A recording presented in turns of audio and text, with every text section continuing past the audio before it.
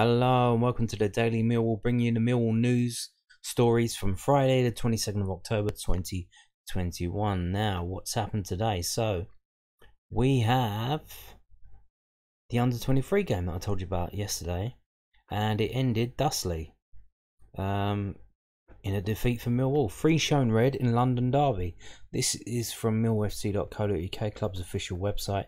10-man Millwall were defeated 2-1 by 9-man Charlton Athletic in Friday afternoon's under-23s London derby at Sparrows Lane. Mason Burstow gave the Addicts the lead with the full quota of 22 men on the pitch, but the Lions were then given a man advantage as Nazir Bakrin was shown a straight red card for bringing down Abdul Malik on goal. However, Ewan Williams was to double Charlton's lead before Arthur Penny made it 10 versus 10 with a reckless challenge in the second half. The Addicts were then reduced to 9 after Burstow received a second yellow for blocking goalkeeper Joe Wright's kick before Tyrese Briscoe turned the ball home at the far post 3 minutes into stoppage time to set up a frantic finale. Kevin Nugent's side, however, could not find the equaliser in the little time that was left, suffering defeat on the road. Millwall had the ball in the net on 20 minutes, but Penny's goal was disallowed for offside. Next up for Millwall under-23s is a home game with Watford on Tuesday the 2nd of November. And the team that started the game was Wright, Walker, Penny, Topolodge, Garande, Drozd, O'Brien, Allen, Davis, Abdul Malik and Briscoe. Ockley came on for Garande at the end. Leahy came on for Drozd and he had the assist. 63 minutes. Boateng came on for Allen 60 minutes. And yeah, and I actually watched this game. I watched it on Charlton's website, and I actually paid £4 to do that, which was a little bit weird, but yeah, and it was a pretty decent setup, to be honest with you. It was at their training ground, so they had yeah, £4. They had probably the cameraman down close, maybe on a step ladder or something on the halfway line. He was zoomed in, pretty decent pictures. They had a commentator, they had graphics. It was all pretty decent as well. But in terms of the game, now we were 2-0 down quite easily. It wasn't very good defending from us. And after their second goal, they basically defended for the rest of the match. There was at the end of the second half, they did try and counter, and they made it a bit scary for us, but we huffed and puffed and we literally blew their house down right at the end. It was too little too late. We had a goal. It was a good goal. Abdul Malik played a through ball for Tom Leahy to run onto. He got to the byline and whipped it in, and Briscoe nicked in front of the goalkeeper and slapped it in the net. But literally after Charlton went 2-0 up, they just defended solidly. I think at the end of the first half, it was quite remarkable that all of our outfield players were in Charlton's half, and all of Charlton's players were in their third of the pitch. It was just relentless from Millwall trying to attack, and they just couldn't unlock any decent chances. It was very frustrating, but fun to watch. But it would be if we weren't already 2-0 down. It's the kind of attacking kind of play that you would love to see if it was 0-0. But we were just, the other team were 2-0 up, so all they had to do was defend, and that was that. They did, and they managed to hold on until right at the end when they conceded the 1 goal, and then literally 2 minutes later the whistle was blown and it was game over. So, and not a lot you could do about that. So what does the manager have to say about this? Kevin Nugent on Derby defeat. Kevin Nugent summarised Friday's crazy South London derby when speaking to Millwall.co.uk. The Lions under-23s were defeated 2-1 by Charlton, yet we all know all about that. Let's just jump to the quotes. But the under-23s have now lost every away game in 21-22, in stark contrast to their home form in which they have won 4 out of 4. So clearly a problem there. Maybe the opposite one that the first team have, where their style is better at home than away. Maybe. It was a very eventful game, Nugent said. I'm disappointed with the goals we conceded. They go down to 10 men early on, and then they go 1-0 up, so the game changes. We changed personnel and changed shape to try and get back into things, and created enough chances to do so, but unfortunately we couldn't just do it. Yeah, they really did. It was absolutely insane. If they had stats for this, I would imagine literally that we probably had 25 shots on goal. I wouldn't even like 25 shots, maybe not on target, but at least that many, at least. Overall, I'm disappointed. The lads will have to learn from that. We've got a 100% home record, but a negative 100% away record. That says it all. Them going down to 10 men early on doesn't mean you have to adapt straight away. We kept plugging away, but also made sure we weren't going to concede as well. We ended up changing the game plan, but then Arthur gets sent off, so that goes out the window. It was an end-to-end game, so we could have got something out of it. Maybe even nicked it at the end. Well, you would have nicked a draw. I doubt you could have nicked a couple of goals. Charlton were very good defensively. Yeah.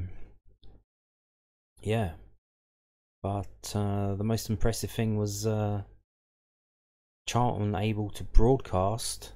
Now, I don't think they're part of the iFollow network. I don't know what network they use, but they were able to broadcast to me, and probably to other fans as well,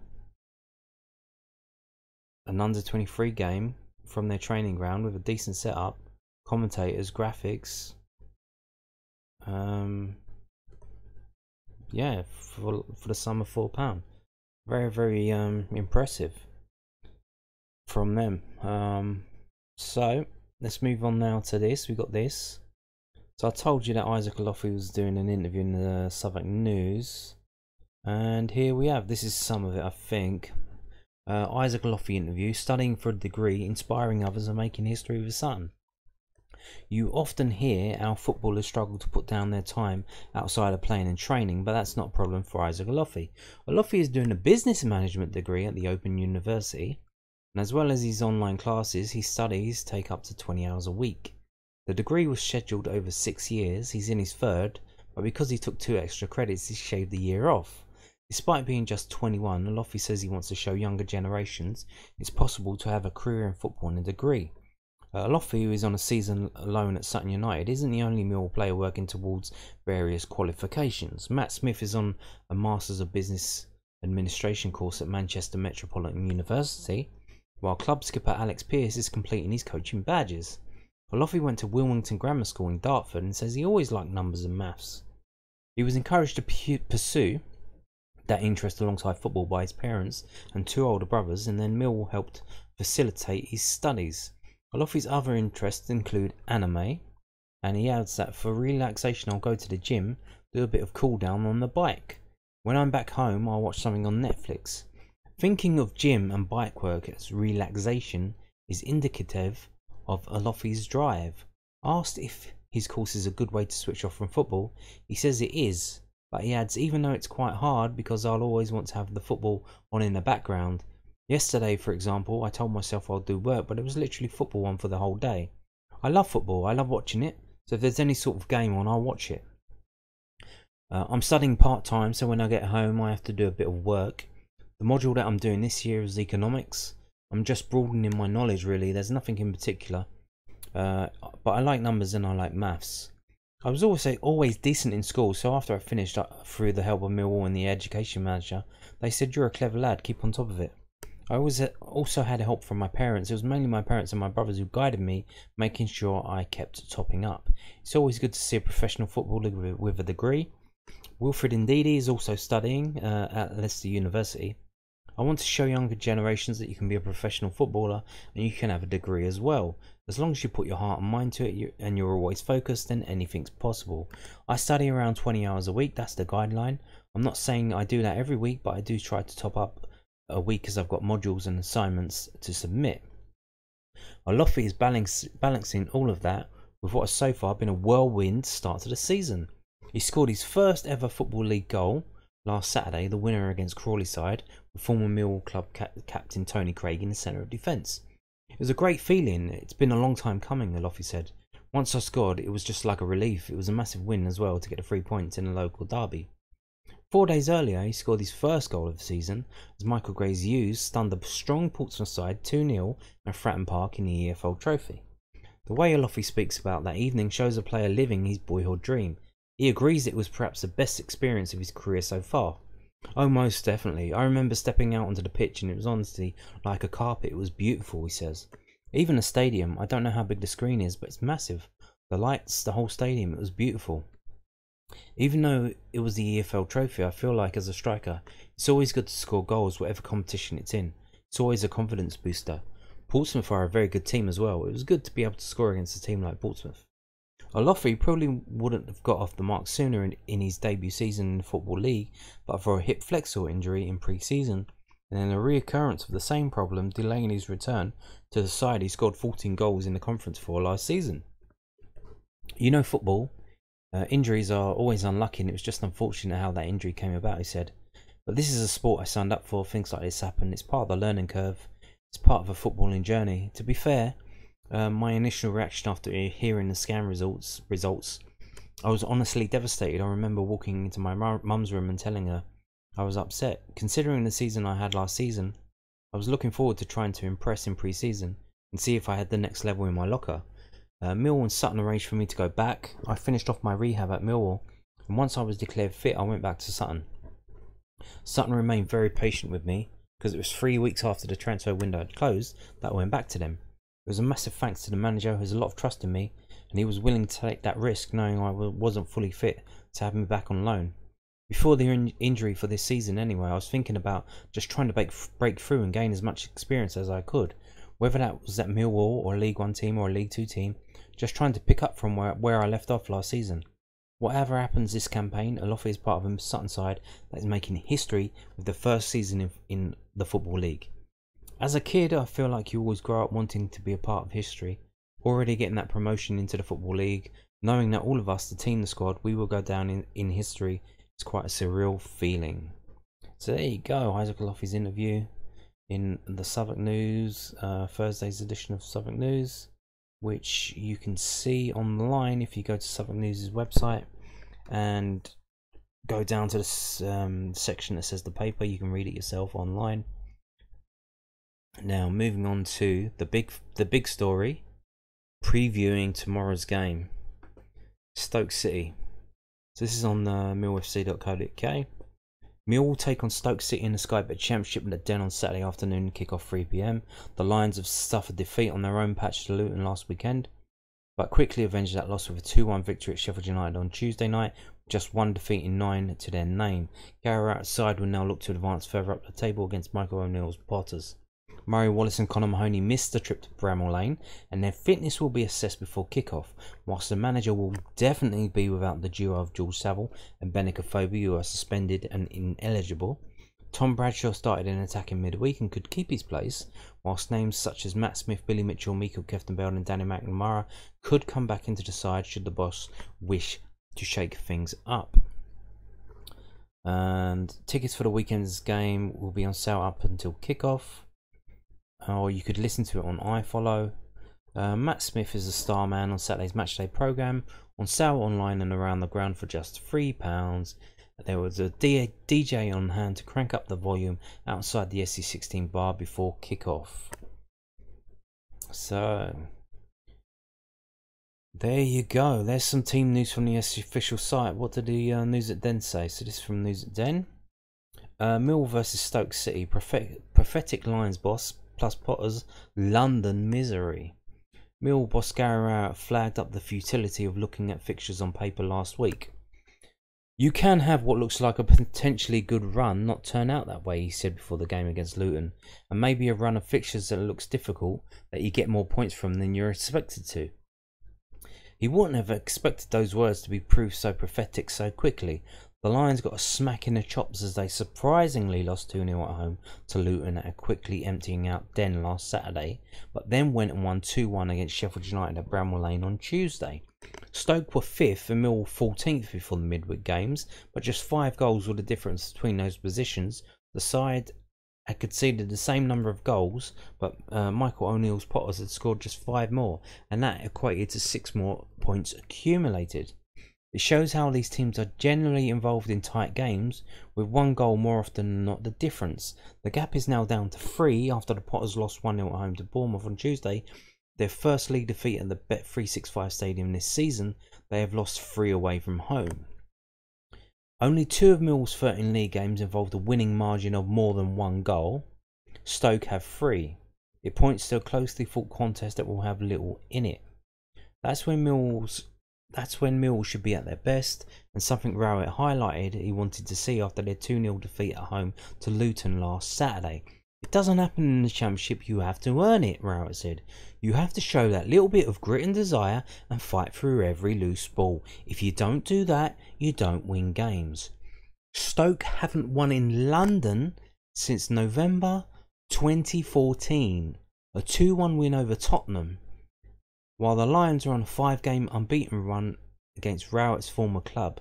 But after last Saturday, when Luton won at the Den for the first time since 1999, Lions fans know they can't get carried away with those historical statistics. Rowett will be without Benica Phobia, who can't play against his parent club. Matt Smith or Tom Bradshaw are the likely options to start as a focal point of attack. George Saville is suspended. Danny McNamara was rested against Sheffield United, and if he returns, then Ryan Leonard can play in central midfield. Murray Wallace is doubt after missing the Bramall Lane trip with concussion. Sam Clucas and Nick Powell have joined Stoke's injury list. So they reckon that there's a starting 11. They reckon. The last time we played them, it was a 2-1 win to Millwall. That was the away game. So there's the news at them preview. Now, so they haven't won in London since 2014. Now, what does that mean? How many times have they played in London? Well, let's find out. This is from the stokesentinel.co.uk. It's the Stokes local paper.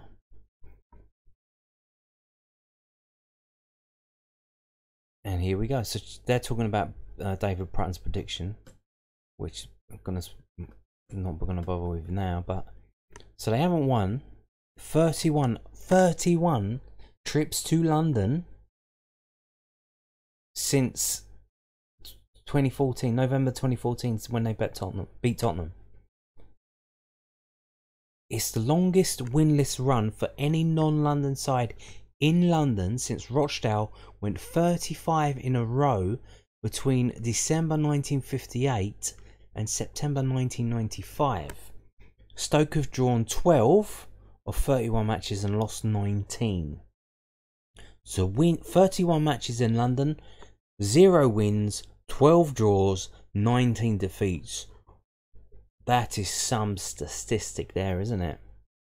The next chance to address it is on Saturday at Millwall, with the next game in London due on Sunday, December the 5th, against QPR. So, yowzers.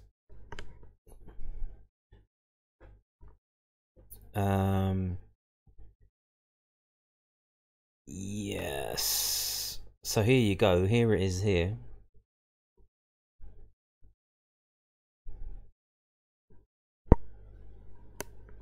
Seven-year record in London. So now, to be fair, most of these games were in the Premiership. When they were obviously perennial relegation favourites. But they've had a couple of years, in 2 or 3 seasons in the Championship now, and they didn't even beat Charlton. They played Brentford, Charlton, now Fulham, QPR, Brentford. Brentford a good team, they got promoted, so going there and not win is not good. Fulham, they didn't beat them. They're a good team as well. So you could probably understand a lot of these defeats. But for it to go on so long is very weird. Very, very weird. I'm sure they have players who are from London. They must have some players in the team who are from London or from the south. So it's not like back in the old days where everything was provincial and local players played for local teams. Like, but look at that list of teams. So quite a few 0-0s there recently as well. In the Championship at Brentford, at Millwall, at QPR.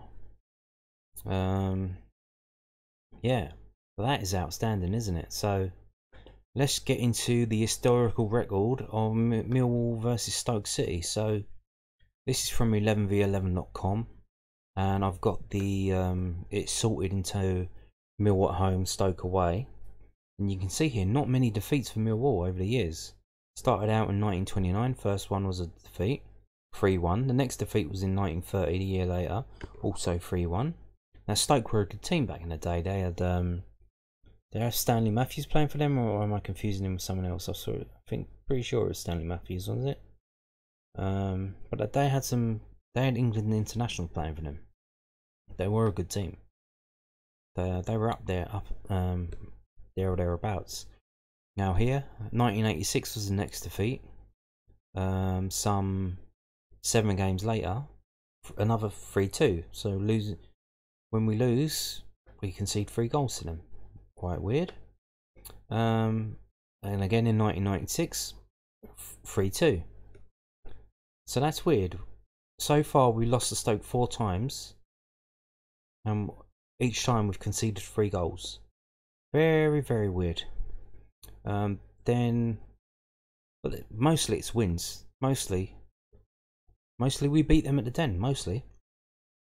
2005, a couple of defeats over 2 different seasons, both 0-1. And then the next one, that was it. So those were the last defeat to Stoke City at home was 2005 for Millwall. So 16 years ago, a long time. But we haven't played them that much. So they come back down, or we got in the same division in 2019. So there's a gap there, massive gap in time. So the next game was a 0-0 draw. Then we beat them 2-0. Then another 0-0 draw. But you can see, travelling up to Stoke is the complete reverse. A lot of red there, sea of red. Defeats in a row. It's 5 defeats in a row from 1995 to 2000. And then we have a couple of decent results, and then another 4 defeats in a row. So travelling up to Stoke, not too good for us. Travelling down to Millwall and to London especially, not very good for Stoke City. Historically, not very good at all. So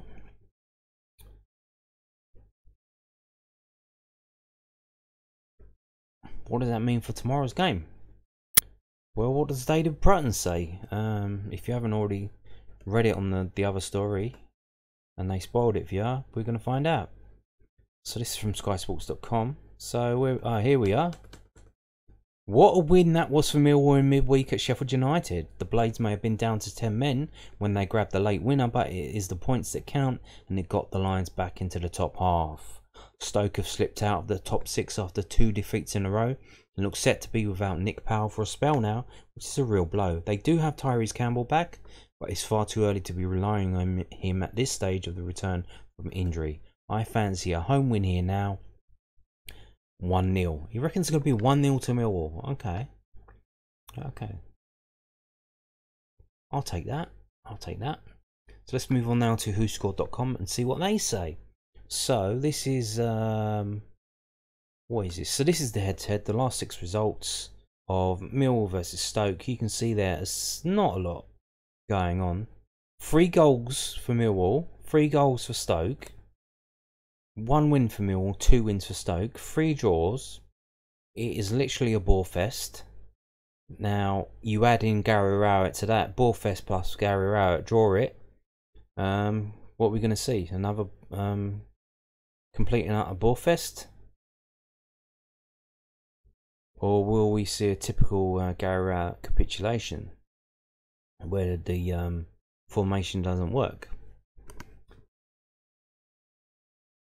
Who knows? Who knows? So, Millwall have seen under 2.5 goals in their last 6 home matches against Stoke in all competitions. It's a Ballfest. Millwall have kept a clean sheet in their last 3 home matches against Stoke in all competitions. 2 of them were 0-0 draws. 1 was a 2-0 win. And the 2 before that we failed to score. Millwall are undefeated in their last 5 matches against Stoke in all competitions. So that doesn't bode well because it means we're due. We are due. So here's the table as it stands. Not much in it. Only 3 points. 6-3-4 for them, 4-6-3 for us. 16 goals, 13 goals, 14-14. Not a lot in it. So form-wise, the tables have turned. The tables have turned. Last 6 games, Millwall, 3 wins, 2 draws, 1 defeat.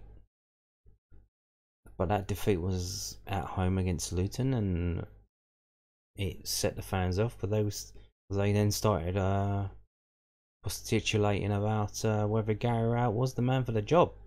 Just off of 1 defeat, you look at this and you think, what's wrong with him? Are they mental?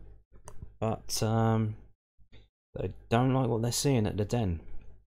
But Stoke, 2 wins, 1 draw, 3 defeats, 6 goals, 4-6 against. They're in 17th in the form table. Now, Millwall home games. So here you can see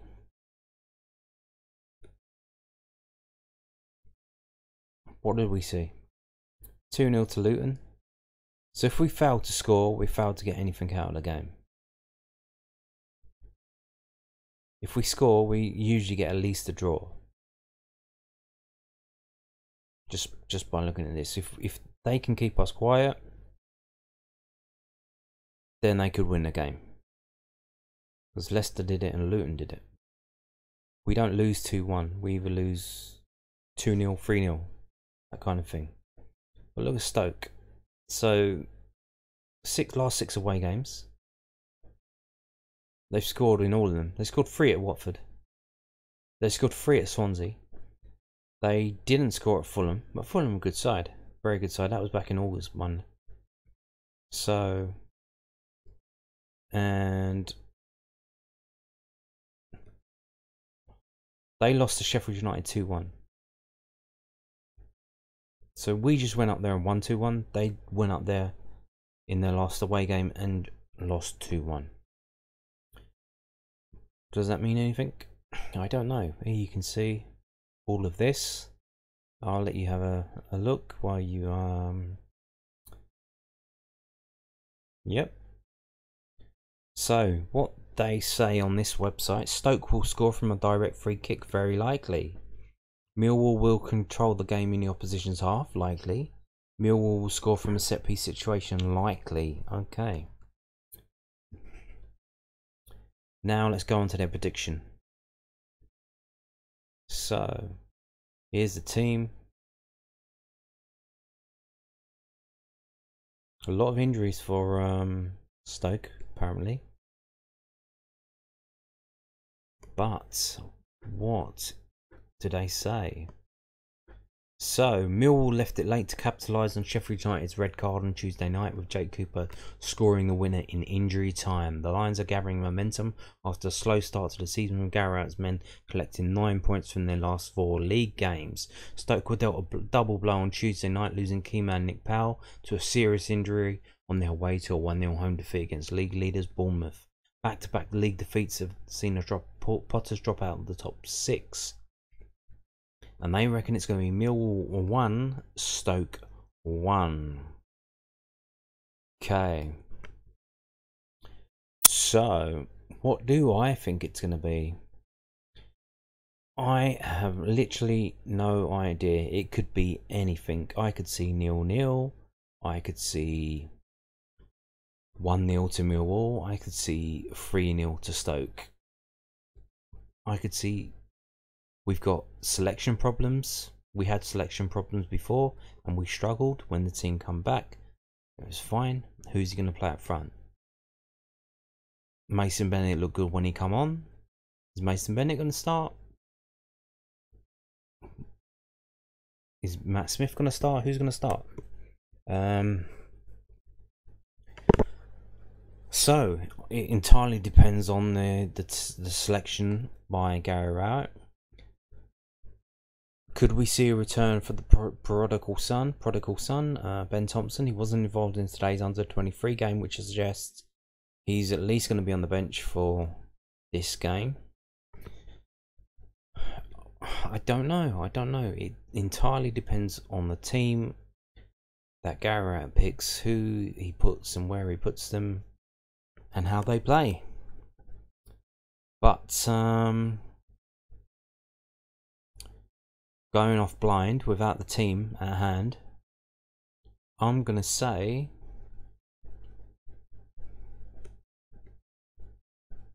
it's gonna be an absolute disaster. I think it is. We were very lucky up at Sheffield United. They lost the man. Changes were made attacking wise, but they were very late.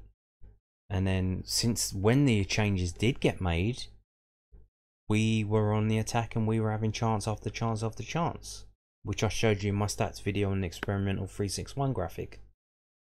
When the changes were made on the 75th minute, the attackers come on, Mason Bennett. It improved it. But the geezer got sent off on the 53rd minute. What's the delay? What are you waiting for? And we were very lucky with McGoldrick missing the chance. So close to goal, we ballooned it over the bar. We can't keep being this lucky. We need to actually perform and win. Now, we did tackle hard, and that definitely helped. But I think Stoke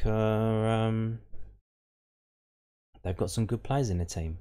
And I'm worried about this Tyrese Campbell coming back from injury, because